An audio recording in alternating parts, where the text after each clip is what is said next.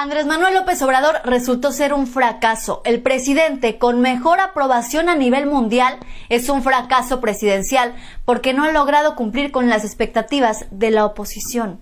Es fecha que no nos hemos convertido en Venezuela, que el dólar no ha llegado a los 35 pesos. No puede ser que a estas alturas el dólar esté a menos de 20 pesos. Tampoco se ha expropiado la propiedad privada, ni México se cerró al mundo y muchísimo menos Estados Unidos. Además, ¿cómo se le ocurre al presidente construir una refinería en serio y además comprar las acciones totales de otra, pudiendo construir una barda o una estela de luz? El dictador les permite manifestarse libremente y opinar a favor o en contra de su gobierno sin problema alguno. Así que sí, es lógico que para ustedes AMLO sea un fracaso presidencial. No se esperaban que se aumentara el salario mínimo, ni que se contemplara realmente rescatar a Pemex y a la CFE, y tampoco que el combate a la corrupción fuera en serio, ni que se les exigiera a las grandes empresas pagar sus impuestos. A pesar de la pandemia, se recuperaron empleos a través de la refinería, el Tren Maya, el Transísmico y el aeropuerto que tanto critican.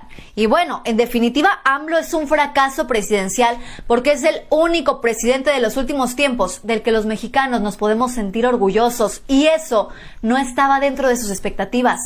El presidente más atacado por la oposición en las redes sociales, en los medios de comunicación, el que ha trascendido por su perseverancia y por su combate a la corrupción, es un fracaso presidencial según la oposición. Que porque presentó unas encuestas y que no valen porque no entrevistaron a todo el mundo, que es una encuesta en donde se entrevistaron nada más a 3,000 personas.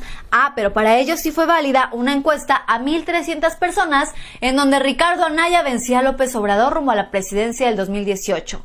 También dicen que no vale porque no incluyeron a todos los países del mundo. Y bueno, en eso tienen razón. Solamente se incluyeron a los países más importantes. Y como México está en el ranking de países con mayor PIB estimado del 2020 al 2026, pues entró en esa lista. Más del 79% de los mexicanos considera que AMLO sí cumple sus compromisos, y por eso es un fracaso presidencial, porque eso no se había visto antes. No es normal para ustedes. ¿Y saben qué tampoco es normal? Que hoy en día tengamos a la peor oposición del mundo. Pasaron tanto tiempo sintiéndose dueños de México y para nuestra desgracia lo fueron. Primero el PRI solito y luego con alianza con el PAN. Entre ustedes nunca fueron oposición. Nada más hacían circo por encimita y por debajo de la mesa se repartían todo.